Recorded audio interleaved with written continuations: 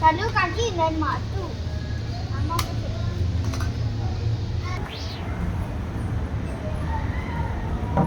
ဟောတော့ကူတာမလဲဟောတော့ကူတာချက်တော့နေပဲလီးပလားနော်မရောရအောင်နော်အလှပြင်နေရနော်ချက်ပြောနေရဒီဘက်မှာနော်မလိုက်ဖက်ဘူးနော်ဟိုမှာတော့ shop ပဲရှိတယ်လေ ကူဒီမှာဟောလေးဖြစ်နေပြီ